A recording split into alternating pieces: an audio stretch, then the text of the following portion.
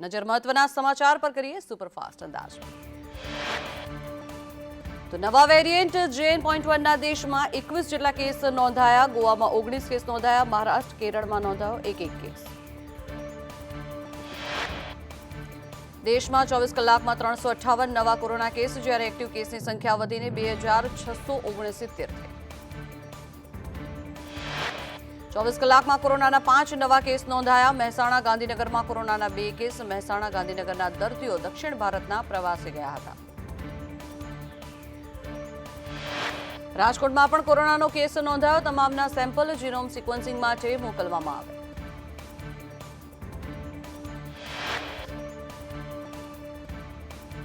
રામ મંદિર પ્રાણ પ્રતિષ્ઠા મહોત્સવના અપાયા આમંત્રણ। સોનિયા ગાંધી, મલ્લિકાર્જુન ખડગેને અપાયું આમંત્રણ। પૂર્વ વડાપ્રધાન મનમોહન સિંહને પણ આમંત્રણ અપાયું। અધીર રંજન ચૌધરી, HD દેવગૌડાને પણ આમંત્રણ આપવામાં આવ્યું। રામ મંદિર ટ્રસ્ટના પ્રતિનિધિ મંડળ દ્વારા આમંત્રણ અપાયા। આવનારા દિવસોમાં અન્ય વિપક્ષી દળોને પણ આમંત્રણ અપાશે। કોંગ્રેસના દિગ્ગજ નેતાઓ સમારોહમાં સામેલ થાય તેવી શક્યતાઓ ઓછી। પ્રાણ પ્રતિષ્ઠામાં દેશના વિવિધ સંપ્રદાયોના 4000 જેટલા સંતો ભાગ લેશે।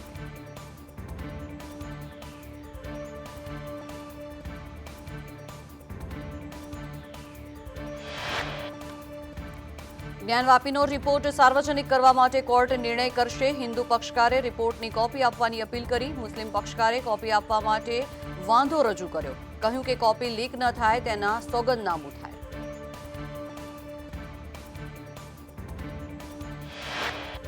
મીડિયા કવરેજ પર રોકની મુસ્લિમ પક્ષની માંગ। ASIએ કોર્ટમાં બંધ કવરમાં રિપોર્ટ કર્યો છે સબમિટ। 18મી ડિસેમ્બરે જિલ્લા કોર્ટમાં રિપોર્ટ સબમિટ થયો હતો।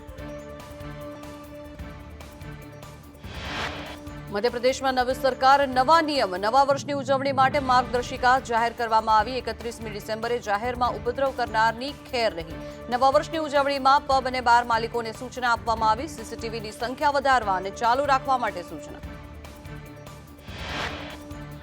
સગીરોને પબમાં એન્ટ્રી ન આપવા માટે સૂચના અપાઈ। 12 વાગ્યે પબ કે બાર બંધ કરવા માટે પોલીસની સૂચના। રાત્રે 12:15 કલાકે પાર્કિંગ ખાલી કરવા નિર્દેશ અપાયા। રાત્રે 10 થી સવારના 6 સુધી લાઉડસ્પીકરની મનાઈ।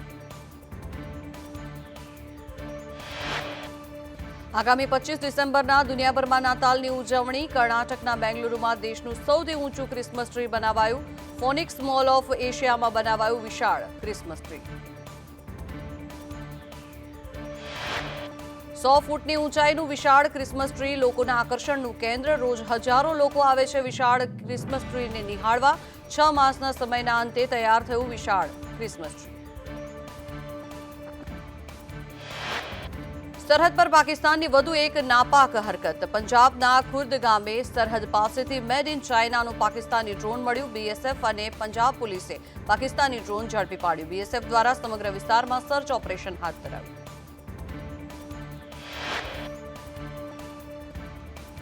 પાકિસ્તાનના ભૂતપૂર્વ વડાપ્રધાન નવાઝ શરીફે ફરી એકવાર ભારતની પ્રશંસા કરી અને કહ્યું કે ભારત દેશ ચંદ્ર પર પહોંચી ગયો છે, જ્યારે પાકિસ્તાન હજી પણ ધરતી પરથી પણ ઉપર ઉઠ્યો નથી।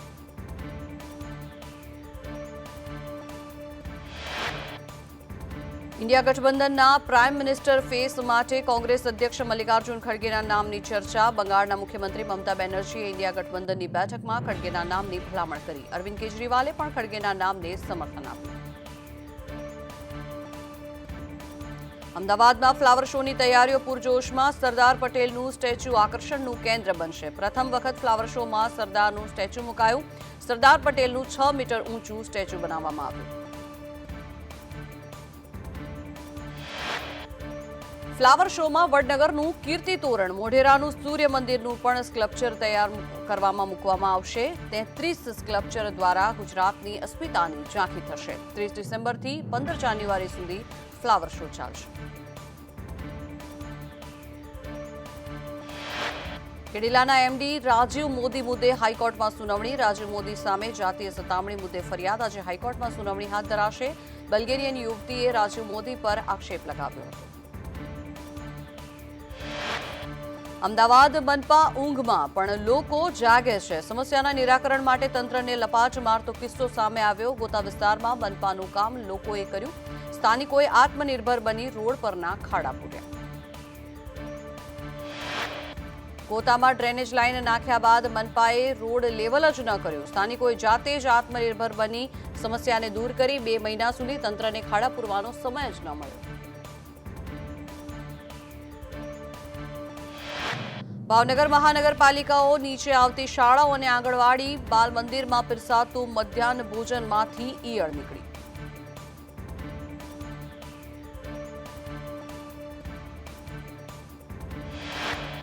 ભાવનગરના ચિત્રા વિસ્તારમાં આરોગ્ય વિભાગનું ચેકિંગ. બેકરીમાંથી 100 કિલો ટોસ્ટ અનહાઇજેનિક સ્થિતિમાં મળી આવ્યું. મનપા અધિકારીઓએ 100 કિલો ટોસ્ટનો નાશ કર્યો. બેકરીને નોટિસ પાઠવીને દંડ પણ ફટકારવામાં આવ્યો.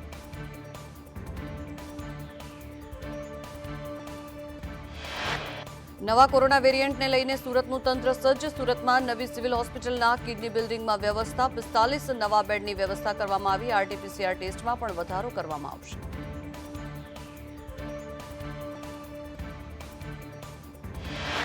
ઉત્તરાયણ પહેલા સુરત પોલીસ એક્શનમાં આવી. પ્રતિબંધિત ચાઇનીઝ દોરીના વેચાણને લઈને ચેકિંગ હાથ ધરવામાં આવ્યું.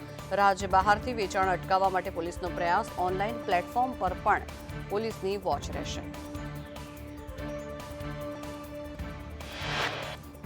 શરદી, ફ્લૂ અને કફ સિરપને લઈને મહત્વનો નિર્ણય. 4 વર્ષથી ઓછી ઉંમરના બાળકો માટે માર્ગદર્શિકા જાહેર. નાના બાળકોને ફિક્સ ડોઝનો ઉપયોગ ન કરવો. કંપનીએ પેકેજમાં ચેતવણીનો ઉલ્લેખ કરવો. તમામ રાજ્યોને પત્ર લખી ડ્રગ્સ જનરલ કંટ્રોલરે આપી સૂચના.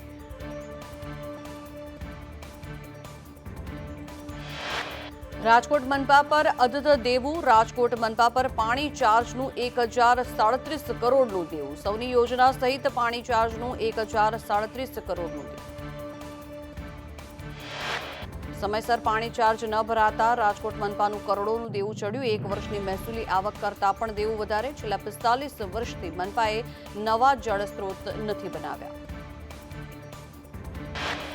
રાજ્યમાંથી 37 બોગસ પેઢીઓનું 321 કરોડનું કૌભાંડ. જીએસટીની તપાસમાં બોગસ પેઢીઓ ઝડપી પાડવામાં આવી. મોરબી, ભાવનગર, સુરતથી બોગસ પેઢી ઝડપાઈ. ભંગાર ટેક્સટાઇલના ખોટા બિલ મૂકીને કરચોરી કરવામાં આવતી હતી. 67 પેઢીઓમાંથી 37 પેઢી બોગસ હોવાનું સામે આવ્યું. બોગસ દસ્તાવેજથી જીએસટી નંબર મેળવીને પેઢી શરૂ કરી હતી. રાજકોટમાંથી 5 બોગસ પેઢીઓ ઝડપાઈ.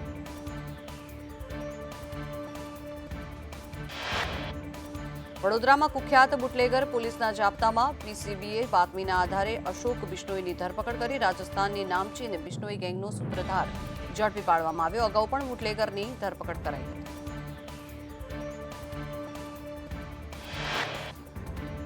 તો દ્વારકામાં ધર્મશાળાના ઓનલાઈન બુકિંગમાં ઠગાઈ. નકલી વેબસાઇટ બનાવીને બુકિંગ કરી પૈસા પડાવી લેવામાં આવ્યા. કેટલાક શખ્સોએ દર્શનાર્થીઓ પાસેથી પૈસા પડાવ્યા.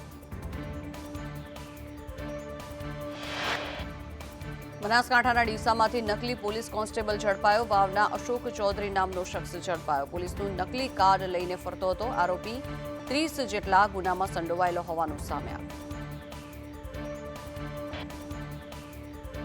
અમરેલીના રાજુલામાં શ્યામ જ્વેલર્સમાં 3 લાખના દાગીનાની ચોરી. તસ્કરો 3 લાખથી વધુના સોના અને ચાંદીના દાગીનાની ચોરી કરી ફરાર થયા. અમરેલી એલસીબીની ટીમે મહારાષ્ટ્રની ઈરાની ગેંગના એક સભ્યને દબોચી લીધો. સુરતમાં બચત યોજનાના નામે 31 લોકો સાથે ઠગાઈ. 39 લાખની ઠગાઈમાં ભાજપના પૂર્વ કોર્પોરેટરની ધરપકડ. પૂર્વ કોર્પોરેટરના ભાઈની પણ છેતરપિંડીમાં ધરપકડ કરાઈ. રૂપિયા ન ચૂકવી યોજનાના નામે ઠગાઈ કરી. તો રાજ્યમાં વિઝા ઓફિસમાં તપાસનો ધમધમાટ. સીઆઈડી ક્રાઇમે મોટા શહેરોમાં તપાસ કરી. વિઝા કન્સલ્ટિંગ કૌભાંડ અંગે 2 ફરિયાદ નોંધાઈ. અમદાવાદની હાઈટેક એજ્યુકેશન સામે, કુડાસણની હોપરેઝના માલિકો સામે ફરિયાદ દાખલ કરાઈ. તો રાજ્યમાં ઠંડીમાં આંશિક ઘટાડો નોંધાયો. નલિયા 12 ડિગ્રી સાથે સૌથી ઠંડુ શહેર. ભુજ અને કંડલામાં 16 ડિગ્રી તાપમાનનો પારો. અમદાવાદમાં 16, રાજકોટમાં 18 ડિગ્રી. ઉત્તર ભારતના પહાડો પર ઠંડી હજી વધી શકે છે. 22-23 ડિસેમ્બરે બરફવર્ષાની પણ આગાહી કરવામાં આવી છે. વેસ્ટર્ન ડિસ્ટર્બન્સની અસરથી બરફવર્ષા થઈ શકે છે. જમ્મુ કાશ્મીરમાં આજથી ચિલ્લઈ કલાનો પ્રારંભ.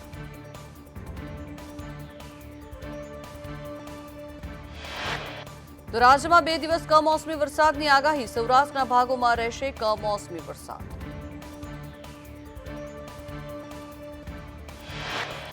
ઉત્તર ભારતમાં થઈ રહેલી હિમવર્ષાને કારણે રાજ્યભરમાં ઠંડીનું જોર વધશે. તાપમાનમાં 2 થી 3 ડિગ્રીનો ઘટાડો નોંધાયો. અમદાવાદમાં લઘુત્તમ તાપમાન 16 ડિગ્રી નોંધાયું. ગાંધીનગરમાં 14 ડિગ્રી લઘુત્તમ તાપમાન નોંધાયું.